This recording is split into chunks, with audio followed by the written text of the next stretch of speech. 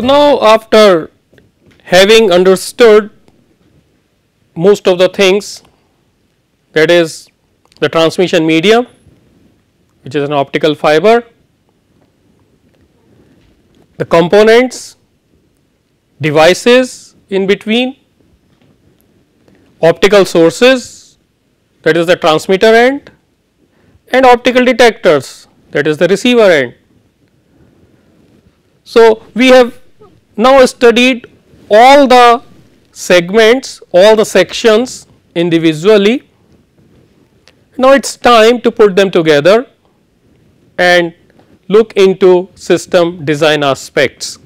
So, what we have, the overall system, we have electric signal which comes out from data.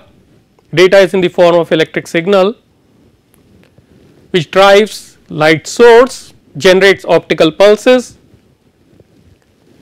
Then this optical energy is coupled to transmission medium, which is optical fiber using connector. Then in between we can have several optical fibers, we can have different components and devices based on optical fiber itself. Then at the receiver end we need to couple this optical energy into the optical detector. So, again we will require a connector and ultimately we will get electrical signal output from optical detector. So, this is the complete system. Now, let us look at the design aspects of this.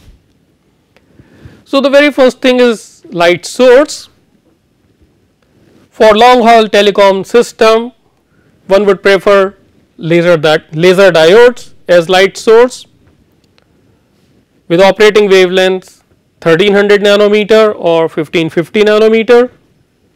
Line width should be 1 nanometer or less, and modulation speed should be in excess of several Gbps, or the light source should be compatible to modulation speeds which are in excess of several Gbps. Basically, you can directly modulate the light source using the injection current, or you can use external modulator. Directly modulating the light source has some consequences, and it cannot go beyond few Gbps. So, for very high speed you will require external modulators, and your laser diode should be compatible to that. Another thing is that when we design the system, then we would have to look into what input power of light source would be needed, taking into account all the components, transmission medium and sensitivity of the detector. Then we have connectors at several places to couple light from light source to transmission fiber and from fiber to the optical detector, and in between also if we put several optical fiber based components. So, we will require connectors. So, these connectors will cause some loss, each connector will have certain loss. So, we will have to take into account that. Then in the transmission medium we may have to join several fibers together, or we may have to join some specialty fibers for certain operations with the transmission fiber. So, we would require splices. So, we will have to take into account the loss at each splice. Then of course, the transmission loss of the fiber itself. So, whatever fiber we are using, so we will have to take into account the loss of that fiber at the operating wavelength. So, this loss depends upon the fiber used and of course, the wavelength of operation. If you look at certain fibers, which is G652 A and B, and this is G652 C and D. So, the loss coefficient as a function of wavelength which is admitted is like this, which has been adapted from ITU T manual on optical fibers, cables and systems. So, where I can see that if I look at 1550 nanometers, so the maximum loss that can be admitted is about 0.275 dB per kilometer and minimum is around 0.2 dB per kilometer.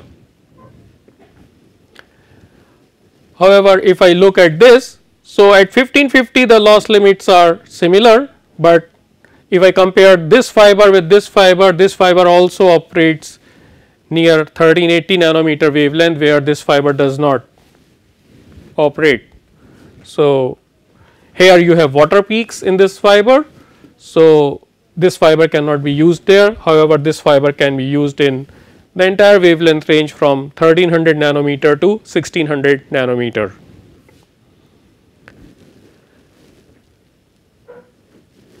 Then another very important aspect is to design or to choose optical detector and look into various characteristics of optical detector. The detector should of course have high sensitivity, should support high data rate and should have high signal to noise ratio, so that we can fish out signal from the noise, so that the signal stands out quite well from the noise, and it should have low bit error rate. So, very important aspect of any detector is how well it can distinguish signal from the noise, and that is particularly when your signal levels drop down to very low levels. So, the noise should be as low as possible, and in fact the ratio between the signal and noise should be as large as possible. So, it is defined in the form of a ratio which is known as SNR, signal to noise ratio, which is nothing but the ratio of signal power which comes from photocurrent divided by photodetector noise power plus amplifier noise power. So, the total noise, signal power divided by total noise power. In a photodetector, you have various processes by which the noise is generated. One is short noise, which is due to statistical nature of generation and collection of electrons that constitute photocurrent. So, photocurrent is because of the stream of electrons which is generated, and these electrons are generated at random times. So, and collected at random times. So, because of that there is a variance in the current, and this leads to noise because of the random nature of this. So, the noise variance is given by sigma s square is equal to 2 times E times IP, IP is the photocurrent times delta F, where E is the charge of an electron, delta F is the effective noise bandwidth. This is an ampere square. So, the square root of this basically gives you the noise current corresponding to short noise. Then another process is the dark current. So, even if there is no optical energy, if you do not incident any light on photodetector, then in the bias circuit you will still have certain current, bulk current and surface leakage currents, and these kind of currents are known as dark current. Because of this you will have noise variance. Noise variance corresponding to bulk current is given by sigma dB square is equal to 2 E IB delta F, where IB is the bulk dark current and because of surface dark current it is given as sigma ds square 2e id delta f, where id is the surface dark current. Then in the photodetector circuit you will have to put a load resistor, and when you put a load resistor then there is thermal noise which is generated, and it is because of random thermal motion of electrons in the load resistor. Because of this the noise variance is given by sigma t square is equal to 4 kBt divided by RL times delta f, where Kb is the Boltzmann constant and RL is the load resistor. So, you have all these processes by which the noise is generated, and your signal should be very high as compared to these noises. Let us work out an example and see what kind of noise currents or noise variance we get in a typical semiconductor photodetector. So, I take an example of indium gallium arsenide PIN photodiode at lambda naught is equal to 1300 nanometer, which has ID is equal to 4 nanoamperes, quantum efficiency 90%, load resistor is 1 kilo ohm, and PN is minus 35 dBm, and receiver bandwidth is 20 megahertz. So, I would like to find out various noise terms and SNR at 300 K, neglecting the surface leakage current. So, this is ID is the bulk leakage current, and here I am neglecting the surface leakage current. So, I know that this is P in is minus 35 dBm, P in is minus 35 dBm, which corresponds to 3.16 into 10 to the power minus 4 milliwatts. So, this much P in will generate a photocurrent depending upon this value of eta. So, I can immediately find out what would be the photocurrent generated with this Pn. So, the photocurrent generated would be given by Ip is equal to eta E lambda over Hc times P in. So, if I plug in all these numbers, this comes out to be 0.3 microamperes. Now, if I look at short noise, then it is given by 2 E times Ip times delta f, and Ip is this much, delta f is 20 megahertz.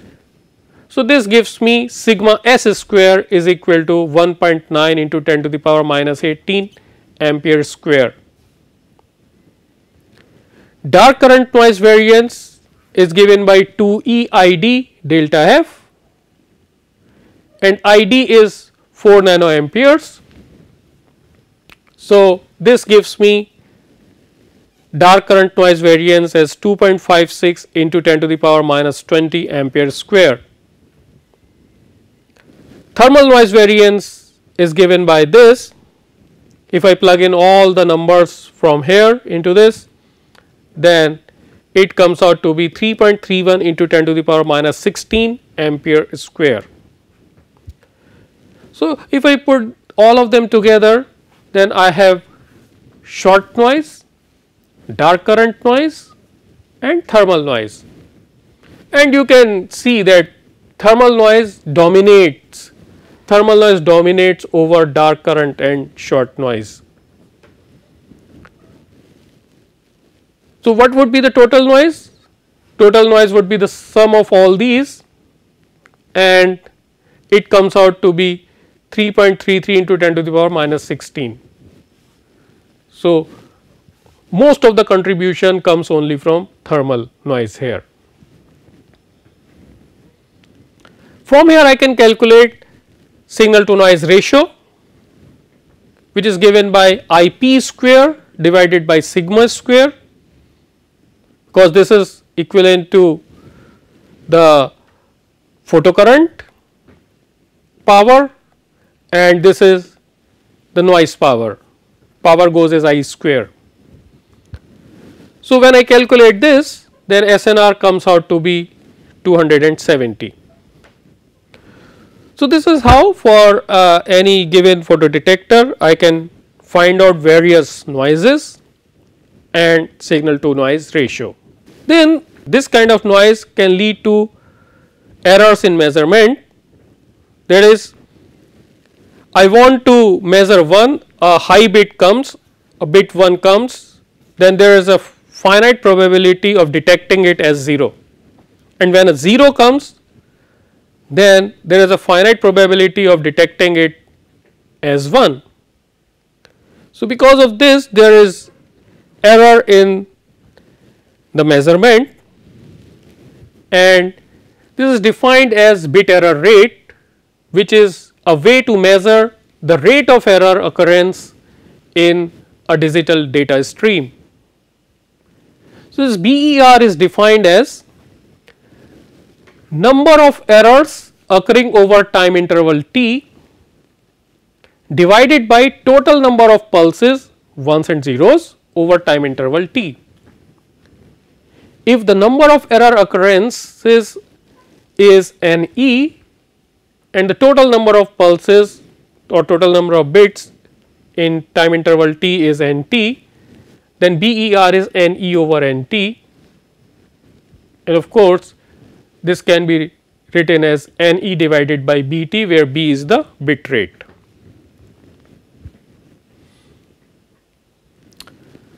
You can also define it as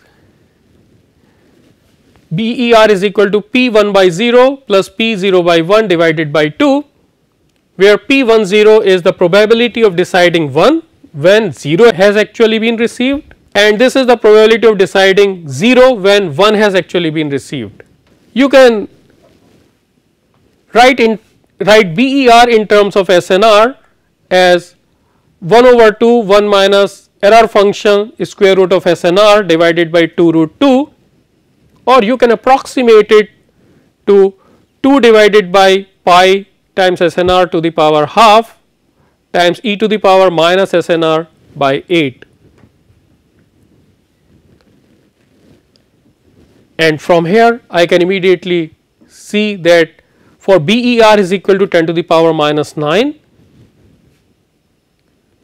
SNR should be approximately equal to 144. So, what is the sensitivity of a detector for a given bit rate and SNR?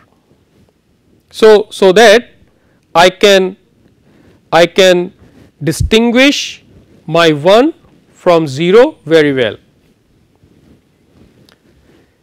It is given in terms of minimum received power, what should be the minimum power that a receiver should receive, and it is given by B divided by responsivity, bit rate divided by responsivity times 2 square root of 2 pi kBt times C times SNR, where C is the capacitance of photodetector, T is the temperature, and of course SNR is the signal to noise ratio. And here this particular expression corresponds to NRZ format, non return to 0 format, where delta F is B by 2. Let us see an example. For a given photodetector, the capacitance is 1 picofarad, responsivity is, let us say, 0.5 milliamps per milliwatt. Then what would be the sensitivity of the detector or minimum received power for 1 Gbps link if I want to have a BER of 10 to the power minus 9, which actually corresponds to SNR of 144.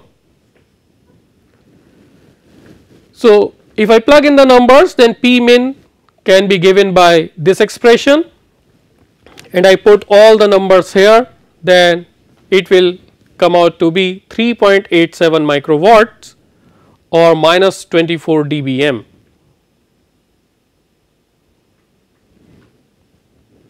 What is the ultimate detection sensitivity? And this ultimate detection sensitivity is provided by short noise limited system. If I take an ideal detector where there is no thermal noise, no dark current noise, and the quantum efficiency is 1, then bit rate is given by e to the power minus np divided by 2, where np is the average number of photons per bit. For BER is equal to 10 to the power minus 9.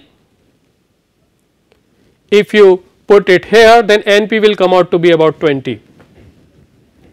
So, this is the quantum limit and corresponds to the ultimate detection sensitivity. What is the corresponding minimum power on the detector? Well, if I know the minimum number of photons per bit, then I can find out the corresponding power. So, these are the number of photons divided by the bit slot. So, number of photons per second times energy of one photon. So, this would be the P min, and since T is equal to 1 over B for NRZ system, then this can be written as NP times H nu times B. Let us see how much it is for a 1 Gbps system at 1550 nanometer wavelength. If I work this out from here, it comes out to be about 2.7 nanowatts or minus 55.7 dBm, which is really very small. But most of the practical systems operate at 20 dB higher level, that is, instead of NP is equal to 20, which is the ultimate quantum limit, we operate them at 20 dB higher level, which is 100 times. So, NP is equal to 2000 typically. Now, let us power budget our optical fiber link. So, as we have seen that we have the light source, then we have connectors, splices, loss due to transmission medium, then sensitivity of the detectors and so on. So, how much power my light source should have, or what should be the sensitivity of the detector if I take into account all the losses. So, let us power budget it. Let me have the source power as Pi in dBm. Everything I will write in dB units here for easy calculation. Let us say there are NC number of connectors with LC loss each, loss is again in dB, and the link has length L and transmission loss coefficient is alpha. So, transmission loss is alpha times L. There are NS number of splices with LS dB loss each. Then one has to keep certain power margin of about 6 to 8 dB to account for losses from splices and components which might be added later on in the system. And if the detector sensitivity is P min in dBm, then what should I have? That the source power minus losses due to connectors minus losses due to splices minus transmission loss minus the power margin. So, if I subtract all these losses from my input power, then this is what the power is left at the output end, and it should be greater than or equal to the sensitivity of the detector, which is P min. So, I should be able to fulfill this condition, or I can say that the source power should be greater than this, which is one or the same thing. Let us understand it with the help of an example. Let me have a 40 kilometer link with 0.5 dB per kilometer loss. Receiver sensitivity is minus 39 dBm. I have 4 splices with 0.5 dB loss each, 2 connectors with 1 dB loss each, and let me put a power margin of 6 dB. Then what is the minimum source power which I would require? Well, the minimum source power would be P min plus NCLC plus NSLS plus alpha L plus PM, and since everything is in dB unit, so I just put them here and add them up. Okay. So, this gives me Pi minimum equal to minus 9 dBm, which in linear units is nothing but 0.13 milliwatts. So, this much power I should have from my source.